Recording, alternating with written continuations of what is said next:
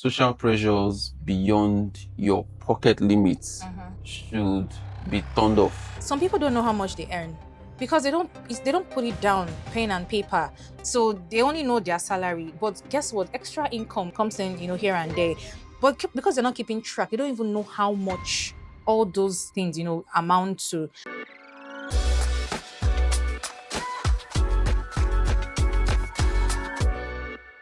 Hello, everyone. My name is Oyinola. Welcome to the Credit Direct podcast, where our singular goal is to simplify finance and we share everything finance related. Today, I have super amazing people on the podcast, and right about now, they'll be introducing themselves to us and then we'll get to know them better. And we'll start with you. Hello everyone, I'm Anita Okonji. I'm the finance controller here at Credit Direct. All right. Welcome. Thank you. And over to you. Hi everyone, my name is Emmanuel Kenny. I head the Systems Audit and Security Compliance team, and good to have you. Welcome. I'm really glad to have you both on this podcast. And Thank you.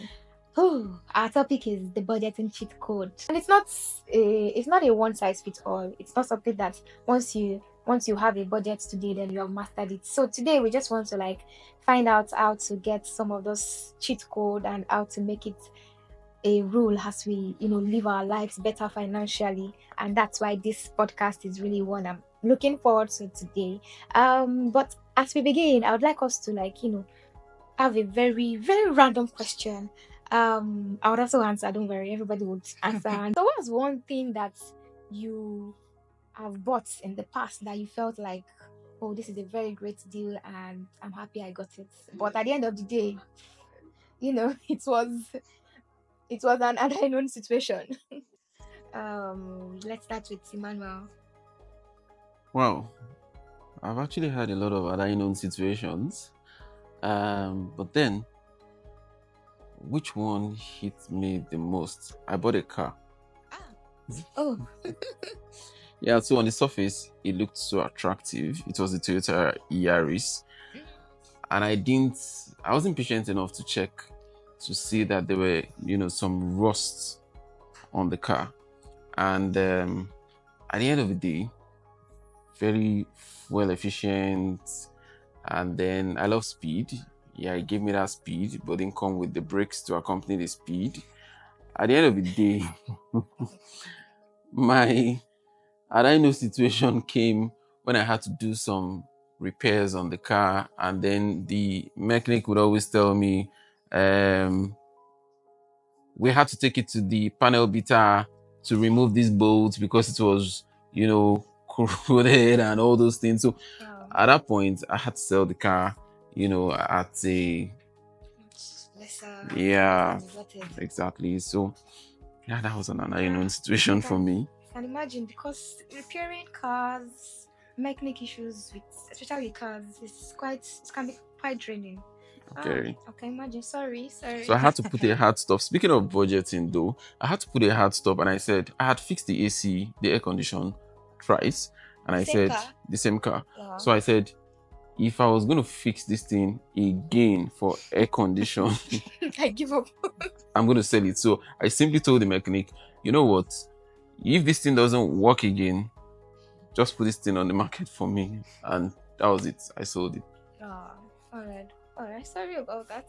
I mean, at least I want to believe that you've learned your lesson with that situation.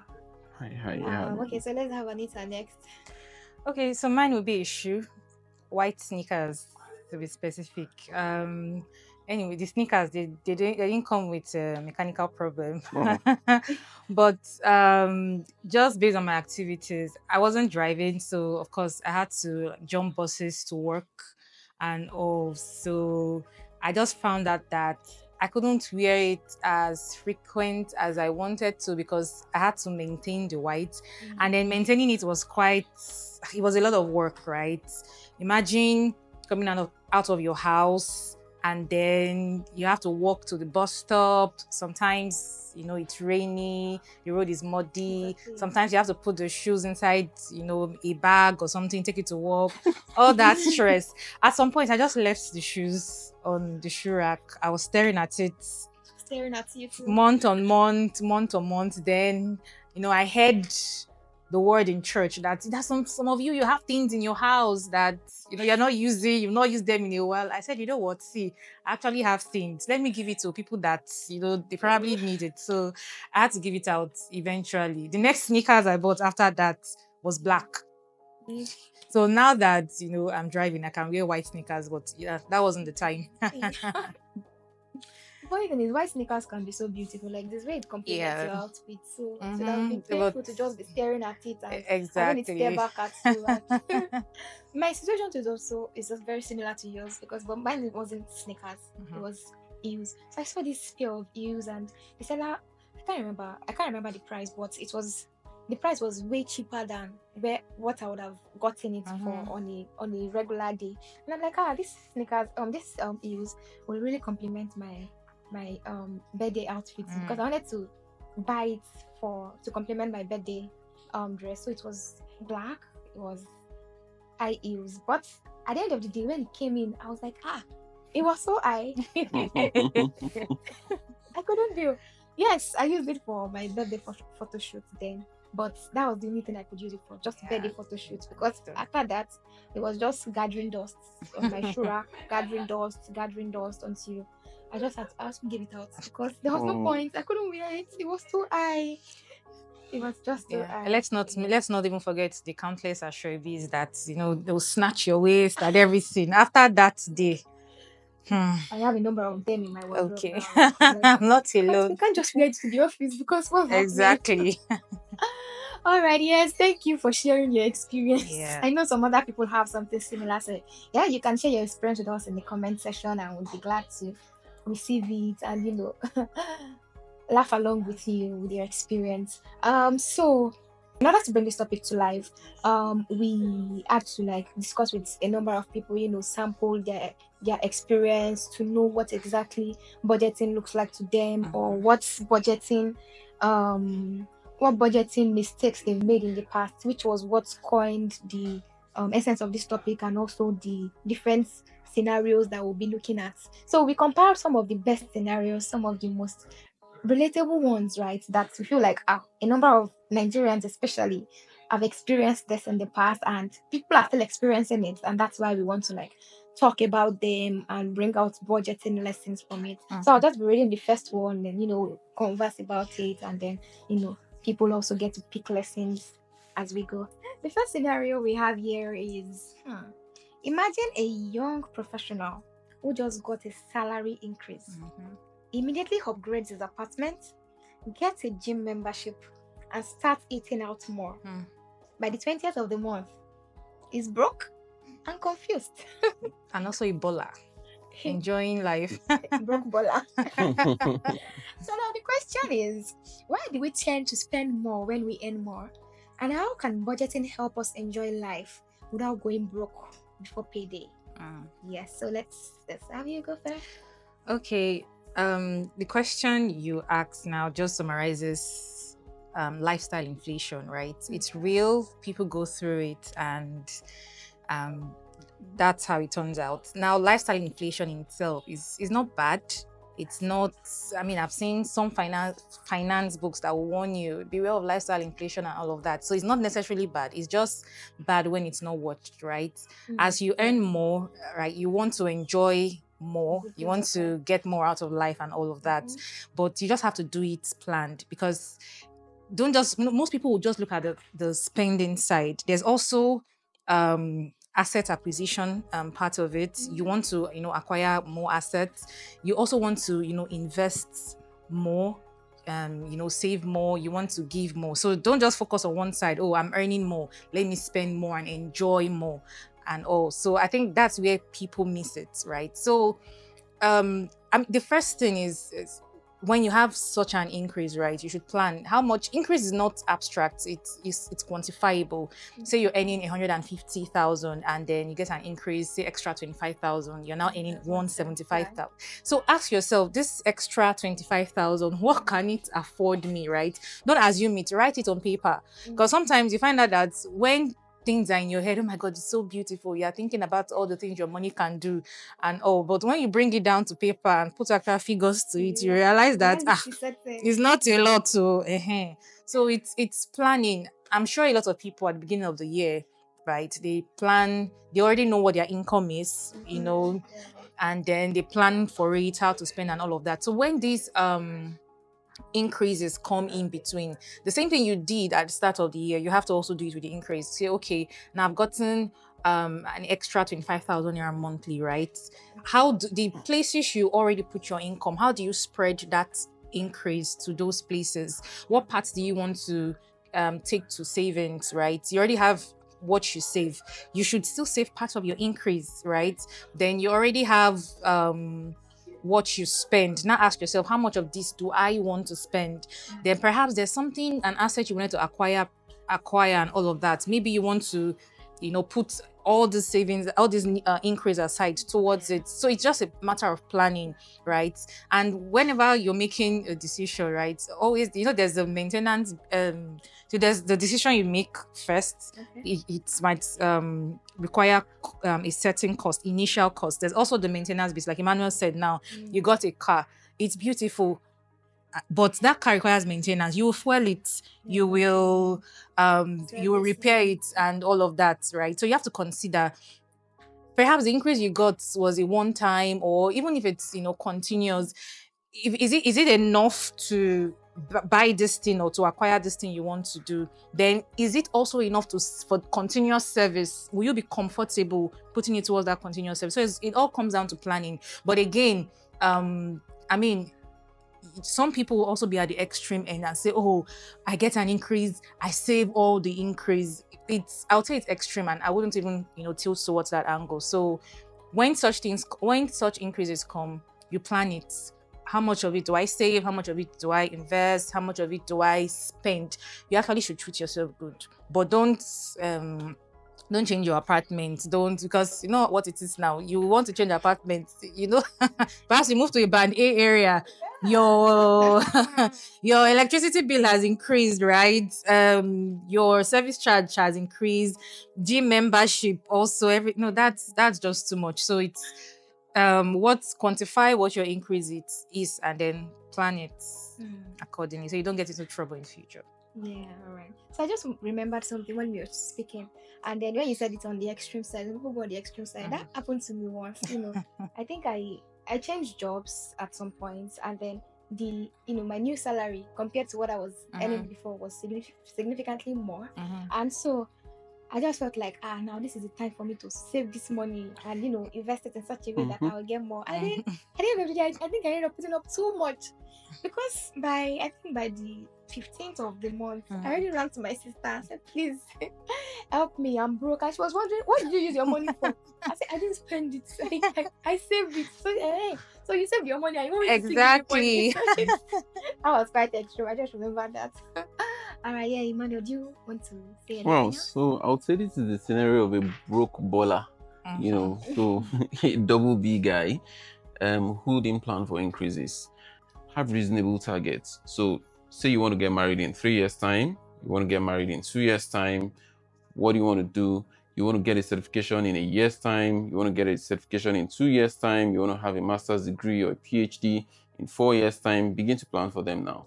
Now, if you want to plan for them now, you need to then factor the fact that you would have increases along the line in your path. So let's say you earn 150,000 naira now, and then you want to get married in 3 years' time. Trust me, 150,000 naira now may not get you the kind of balling wedding you want to, throw, and the parties you want to get. So the thing is, plan on how to grow such that when you plan for your growth, definitely your increases will also get planned for.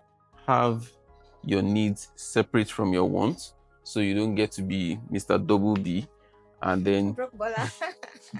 plan ahead of time. You get towards your target, because trust me, every organization, every successful organization you see today actually planned to be successful, and they have roadmaps and cardinals they need to achieve rather before they get to their target. So I would say simulate what the organizations are doing, set reasonable targets, isolate your needs from your wants, Yes. and then plan for increases as well. It's a mindset thing, right? Some people think, I'll do better if I earn more, but you Yeah. just find out that because they're not even ready for more, the moment more comes, more disappears, Exactly. and they come back to I thought I got an increase. What's happening, right? So if it all starts from before that increase, like Emmanuel, you have to plan for it. If you don't plan for it, or if you are not even a disciplined person, somebody who budgets and before the increase comes, the moment the increase comes, the money is just sitting in your account. Money will always find what to. Yeah. Even if it's not you that use, somebody will just call you. Oh boy, I need money and everything. Though. I'm dying. Because the money is in your account, it's doing nothing there. You give it out, you start chasing debtors all around. The second scenario, I'll read it out, right? And I think Emmanuel will just, go for it. A couple is planning a wedding with a strict budget, but pressure from family and social media keeps pushing them towards an extravagant event they can't afford. Question: how can her budgeting help people manage financial expectations, especially with social pressure? I mean, it's a thing. Okay, speaking of social pressure, Yeah. nobody wants to laugh at you when you become broke after the wedding, and then you're also in debt for many months. God save you, it doesn't span into years after a wedding. I have a friend who had asked me to do something for him with my funds when he was getting married. So I used to make shoes, you get. So you want to get married, you meet me, I get the design, I meet my shoemaker, he makes the shoes, for you and your best man and all that. So I'd actually made, shoes for him, like, oh, this guy, he can pay, he's my friend and all that. And then say 2-3 years after, he has not paid. he had not paid. He made the shoes on credit Yes. for his wedding. Yes. You get, and then I'm like, bro, how far? And then he's like, see, there are other people I'll have to repay. But please wedding, right? just hold on. Yes, one is not post-wedding. important. So you start from the tie to the suit. I tell you, before it that gets to the was the shoes. tone I got. That was in my mind. I was like, oh, really? Mine is not important. Okay, no, but then I'm no longer in the business of making shoes, Friends actually. are not So for debts for 3 the years. funny thing is They're not that for holding debts for 3 years. my shoe business has Hope is not part of the reasons why this It's part of the reason. obviously. So the thing is this, social pressures beyond your pocket limits should be turned off. Yeah. If it is one person, just the pastor, that would join you and your partner, that would come for your wedding, and that's what you have, please invite the pastor alone. If you know you cannot afford to feed those who know you don't have the money to feed them, then don't invite them. So I'll say, when you have a strict budget, have funds that you know will not disgrace you after your wedding night. Have fun that will not disgrace you after your wedding night. I tell you, I'm because for my wedding. when you have a strict budget that you want to go with, and people say, sorry, the pressure comes, be blunt enough to tell them, sorry, you have to fund this extra. If you cannot fund the extra, then I'm sorry, myself and my wife will come and greet you at home after the wedding. We will honor you. So please, it's a very, very, very important decision you have to make. Don't get pressured into spending what you don't have. Yeah. Wow. Yeah, thanks for sharing your personal experiences. Thank you. You know, coincidentally, I'm actually in the middle of this Mm-hmm. process of planning my own wedding, Do you like and this? Do you like this? Do she you do like this? like this. Mm. Okay. And yes, these things, they're real and they come up. So for me, the solution is not even budgeting. Like you said, the couple already have a strict budget. It's family that is not pressuring them to do more, right? Mhm. So the solution for me is, how much are you willing to defy people's expectations? How stubborn are you? Mhm. How strong is your no and all? That would now determine how you're able to scale through these situations. For instance, I had a call with my dad one time and he was saying, oh, this person suggested that this. They said it's supposed to be like this and like this. And I listened to everything he said. When he finished, I said, okay, how much did the person give you? He said, Important he said, question. he said nothing. I said, okay, suggestion is off.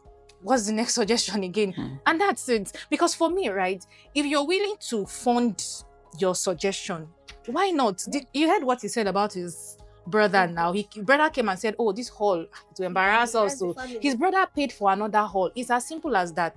So if you will fund the whole thing, and all I need to do is to, just wear clothes, look fine that day, appear and get, trust me, all those Isaleko mothers, they do it now. They'll carry the wedding of the daughters and or they'll spend the money. It's fine, but that I'll be pressured as a couple to not on top of money and budget. I will not go and borrow to do wedding. Forget about it. The truth is that people don't even remember what the wedding was like in the next 2-3 days. Exactly. That's it.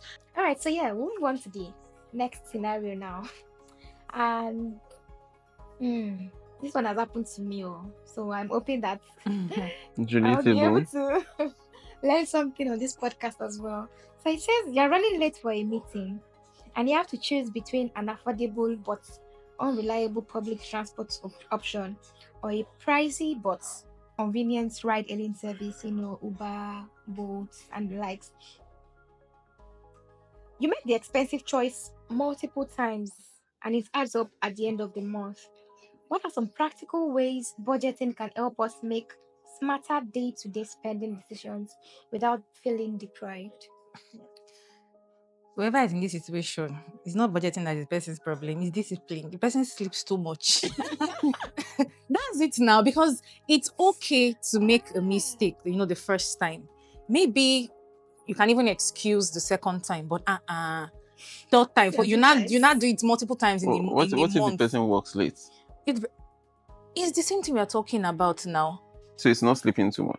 Okay, you're not sleeping too much, but Working late. it means you're not willing to waking up make. late. It means you're not willing to make sacrifice. It's still discipline. Exactly. Discipline. So it's a thing of discipline, right? So I mean, it's one thing to have a budget. It's another thing to now be disciplined enough to see it through, make lifestyle adjustments, habit adjustments, make sacrifices here and there to ensure that you stick to that budget, right? So using your ride hailing services is great. I mean, they're taking you from point A to point B without all the stops in between. You're not getting to your office sweaty and all of that, yes. But if it's something that you've put in your budget that, okay, during the month I can only take Uber maybe maximum of 5 trips in the whole month, right?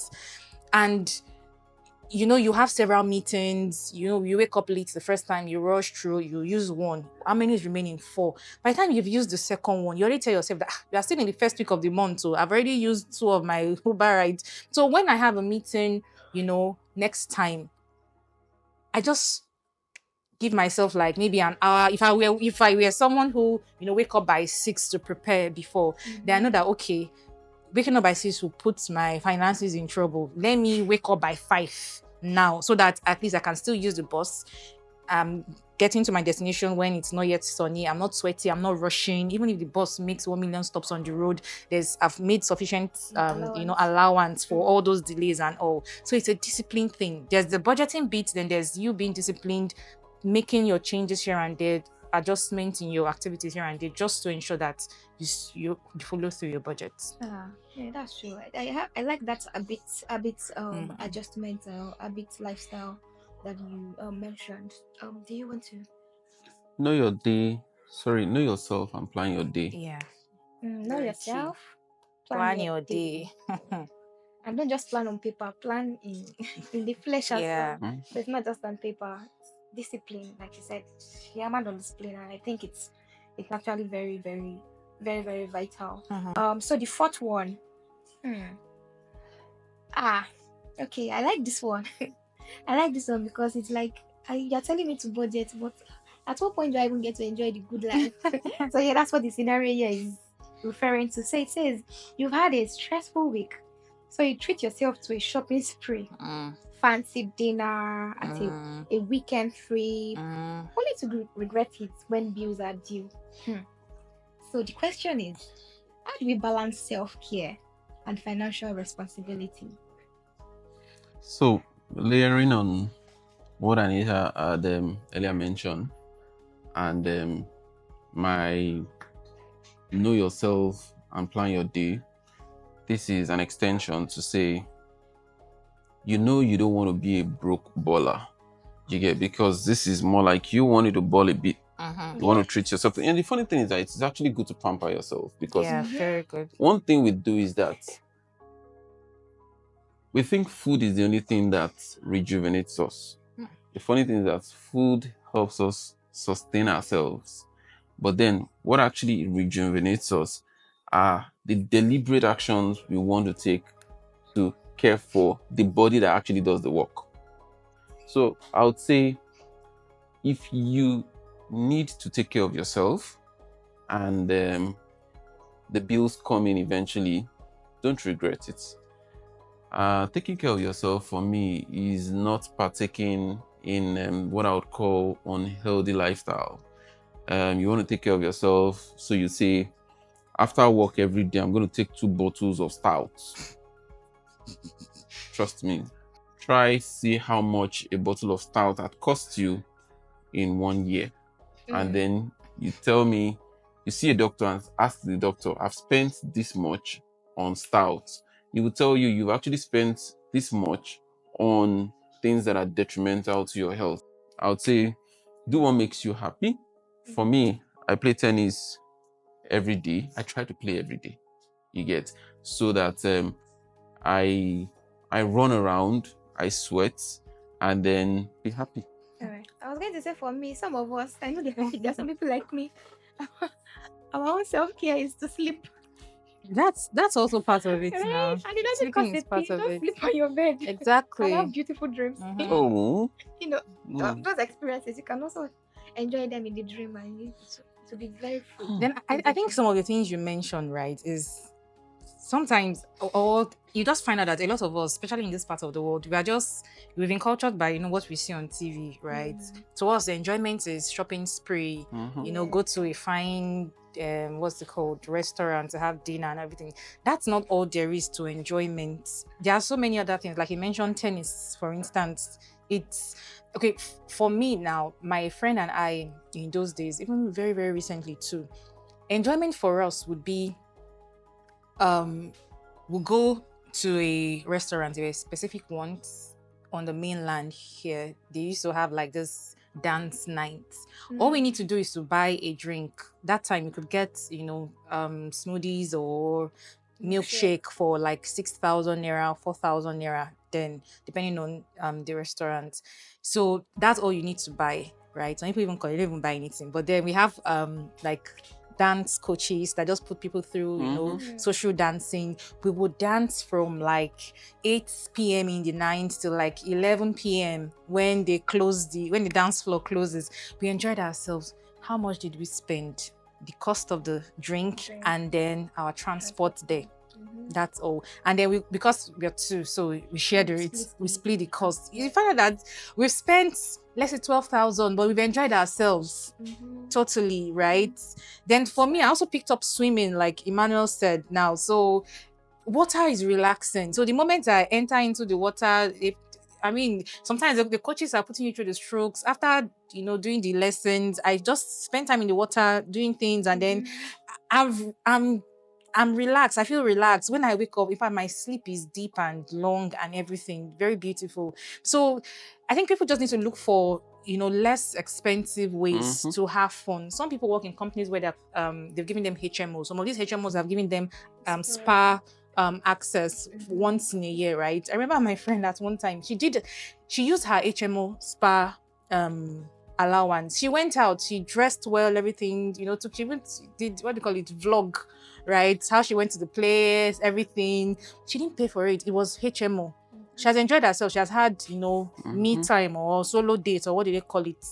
Very beautiful. So there are many almost zero cost ways of having fun and treating yourself. But more importantly, just like Emmanuel said, plan it. Don't have a budget without enjoyment. Have a line called entertainment. That entertainment is for you. Put the budget there and actually spend it. So you now need to look for creative ways to stay within that budget and know your level. Don't come from Fly to Paris. exactly. Some persons, based on their income level, enjoyment for them is they go to that joint on the street and buy that shawarma with all the feelings, and when you're eating it, this thing will be the juice will be rolling down your hands and all, and that's the level, right? Don't be thinking of Dubai when you can comfortably afford a staycation here in Lagos and all. So just know your level. All right, so we're finally coming to an end of this particular episode. So the final scenario that we'll be exploring here is quite similar to the fourth one, right? But this one is more of the chill and enjoy aspect. So it says most people see budgeting as restrictive or boring. I want to vibe and chill, but it appears that I probably can't because I need to budget. Like, why must I budget to vibe and chill?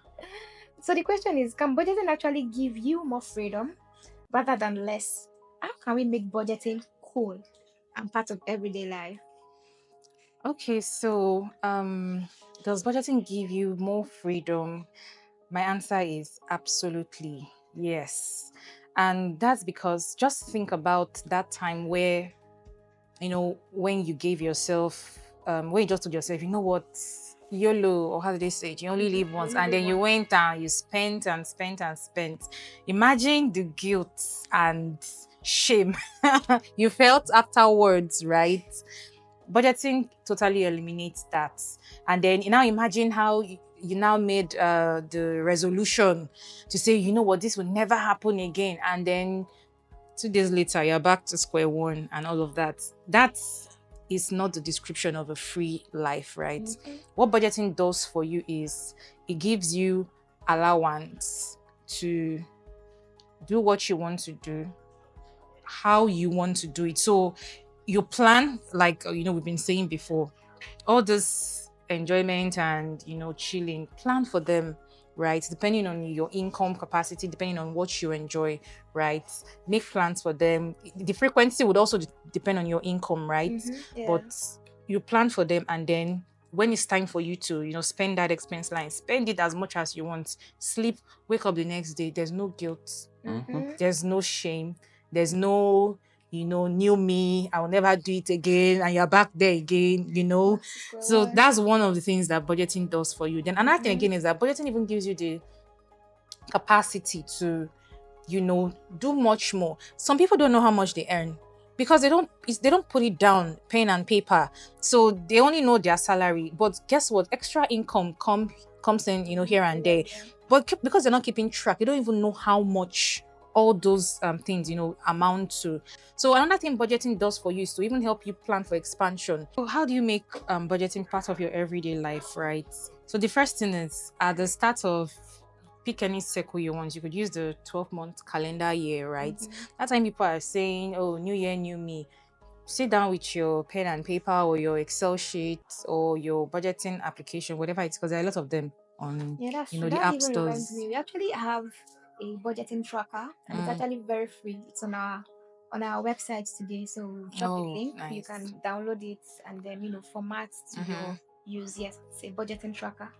Yeah, so plan your budget for the whole year, right? And then have review sessions with yourself. You are your own financial manager, so don't make it so, because some people don't like numbers, so don't make it too close, and maybe come back some for yourself. So it could be once in a month. Keep track of your expenses, right? Once in a month. Bring your bank, these days you can spool your bank statements from your app on your phone, send it to your email and all of that. So when you're spending, right, put in those descriptions properly. Don't just be sending money. There's a field for Description really description. helps. Yeah, so put the Really proper helps. narration, right? If you're buying bottle of Mattel, right? That's what they call it. Write it Mattel.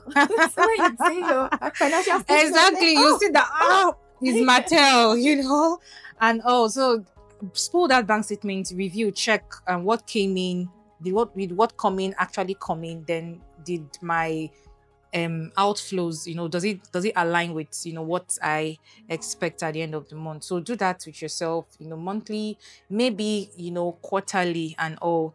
Keep track. Then when you have an increase also, like we said, I think that was for your first question, also come back to your tracker or whatever it is you use and make those adjustments. You've gotten an increase, don't just leave it and assume, oh, it is just there. Make adjustments to your budget here and there. And don't see it as you being disciplined, you being a very good manager of yourself, right? Don't see it as hard work or punishment. It's for you. And also it's for you. It's something you can, it's going to make you better. It makes you a better manager, not just personally, even with other things, right? And then you find out that even people are even able to trust you with resources. You're not the kind of person who they give money to, you don't know where it went to, and all. So start early, then have frequent review sessions, and download our budget tracker, right? And make use of it. If you need to save, if you need to invest, we have products, yields, and all that you can use to help all that activity. All right. So Also speaking of budgeting, I also believe that there are also solutions that would help you budget better. For instance, buy now, pay later is a thing. So rather than go totally broke when you want to get a gadget, for instance, I mean, we won't say you shouldn't buy a gadget that you love because it wants to make your life better. But rather than go broke immediately because you are paying everything at a glance, say for instance the gadget costs say 500,000 naira. So rather than put all your money into that immediately, you can as well just make use of buy now pay later. We have credit direct checkout where you can pay in installments for up to 6 months. That way your budget still even works for you. You're not living on the edge because you spent all your budgets for that month on a single gadget that you can as well spread the payments and pay easily without feeling like you are in debt or you are totally broke for the next 6 months. So I'll say start planning from now, based on the realities on ground and what you want for yourself. Yes. Thank you. Actually, start planning. Like planning, budgeting has a lot to do with planning. It has a lot to do with discipline. It has a lot to do with the mindset as well. This session was really nice. It was enlightening for me. It was, yes, and I believe audience has the same to say. So to the next time we invite you and then you get to meet us again. I say thank you for joining us and then thanks for watching the podcast. Bye.